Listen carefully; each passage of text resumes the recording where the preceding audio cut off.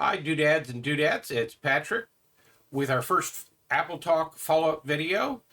Today's project is going to be getting the network set up between a Mac and a printer, just so we can confirm we have networking working and we have the right software installed for our later series. Please join us.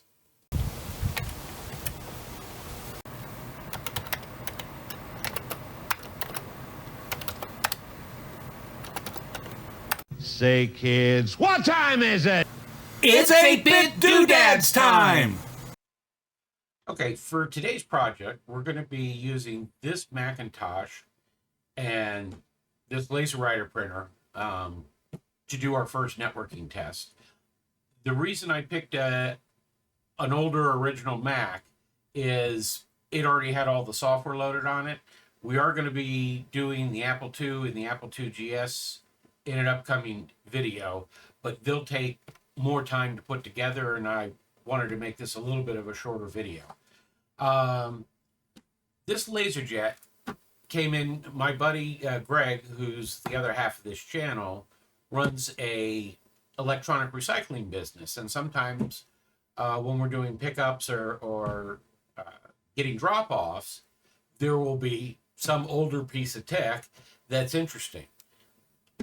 The reason I grabbed this instead of it getting torn down or shredded, which a lot of old printers are done, is this happens to be a LaserJet that has AppleTalk built into it. So I want to give that a first try.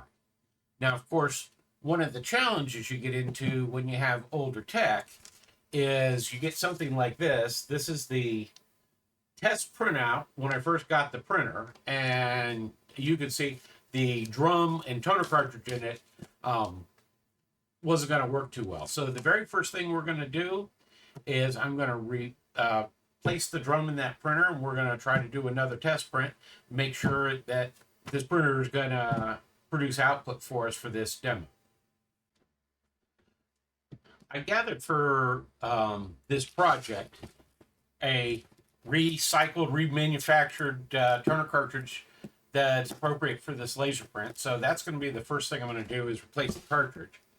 I've also got two phone net connectors. These are AppleTalk compatible connectors that allow you to daisy chain computers and printers together.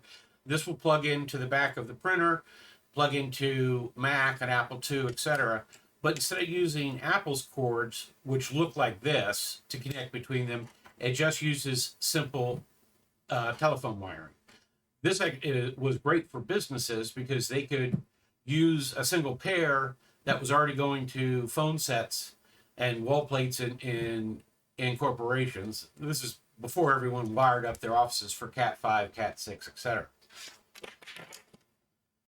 These horses have been dragging us along for 2 hours. Well, this certainly got exciting. While we were away, I decided to replace the printer cartridge in the printer and print a test page to see if we'd improve the printout quality. And as soon as I plugged the printer in, it shorted out my rack UPS and took the entire room down with it. I pulled it offline and ohm tested to make sure there wasn't a short. And I also had to fix the UPS and get all the systems back up and running. But while I was doing that, I got the printer to turn on, and it's giving a fault. And it's most likely the motor in it. And that's one of the things you take when you take something and put it on a shelf for a couple years and you don't pay attention to it. It may not work the next time you want to use it. So what we're going to do instead is we're going to move on to what was going to be the second part of this video, which was hooking up a different AppleTalk printer into the network, so we could have more.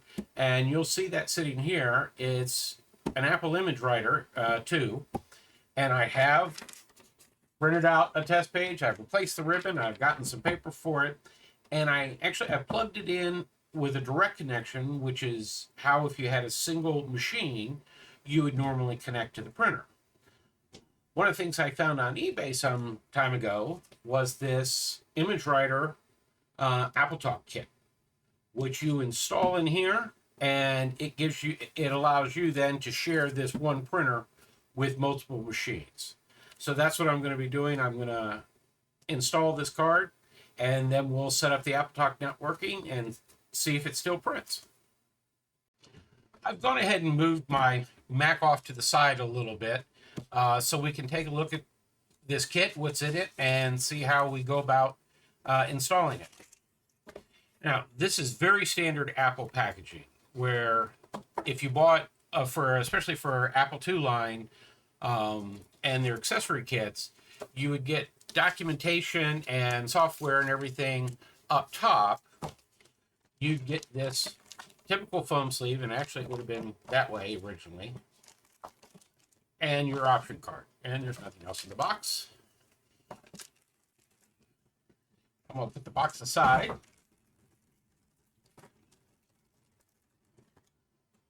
And here's the card that goes inside the machine.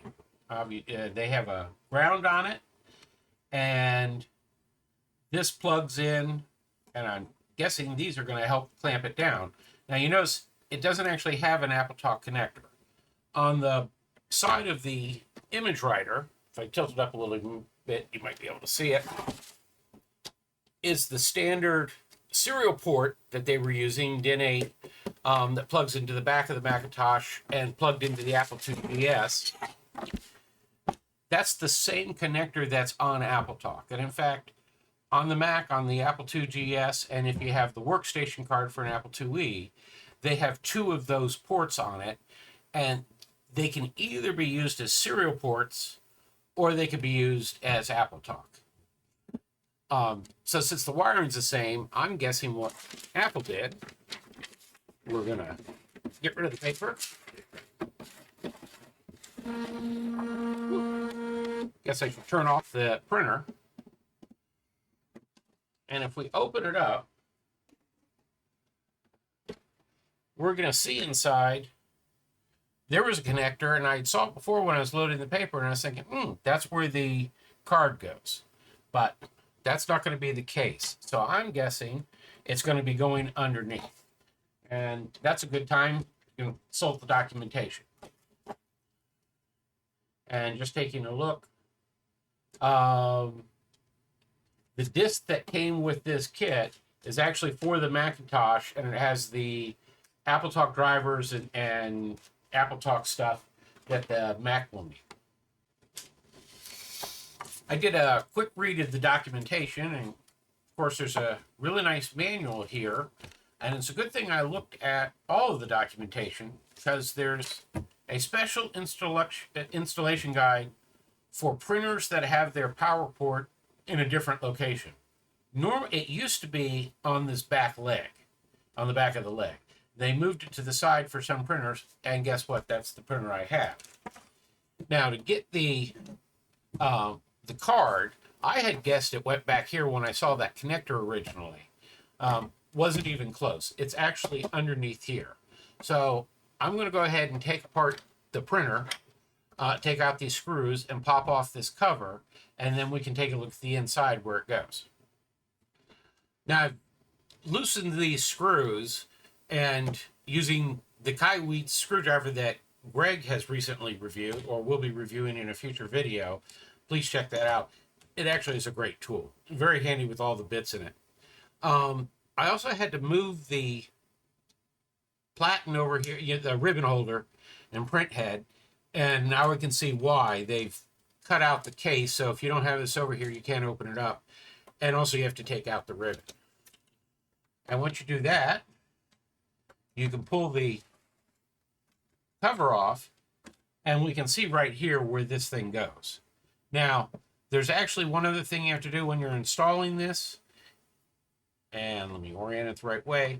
You have to change one of the dip switches on here. I'm going to go ahead and finish the installation. I'm going to guess these things just push right down in there, and I'll change that dip switch per their instructions and close it back up. Welcome back.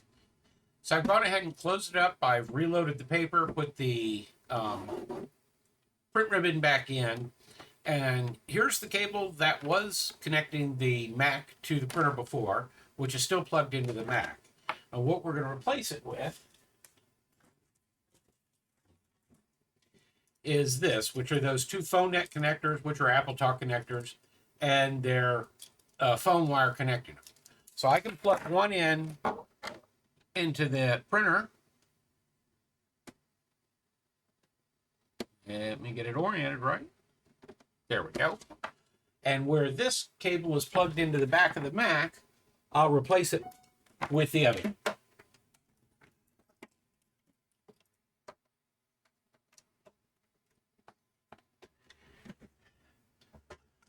Now, hopefully, I have the document I printed up before. If we go into Chooser, which was the app they did on the Mac for you to select printers if you have multiple printers, and especially in a networking environment, you're more than likely to have multiple printers. As you'll see here on the screen, if you can see that, AppleTalk is inactive, so I simply activate it. It asks me to make sure I'm plugged into the network. And actually, each user is supposed to have a name.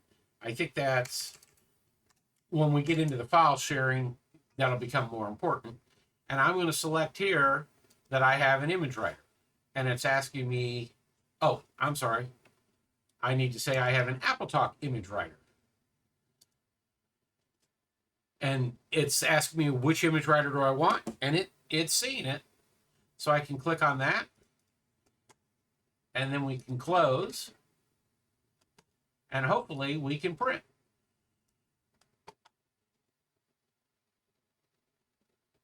There goes the print.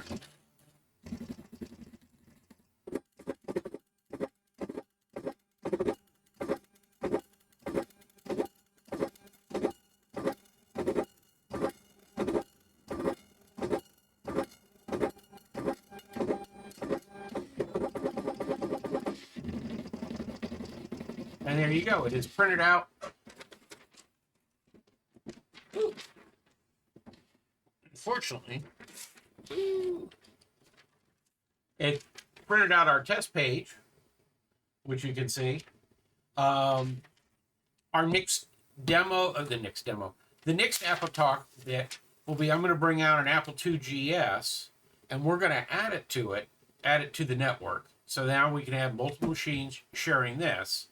And then future videos will continue to build on that, sharing files, and eventually bridging to Ethernet and Windows servers and everything else using these AppleTalk connectors or phone net connectors.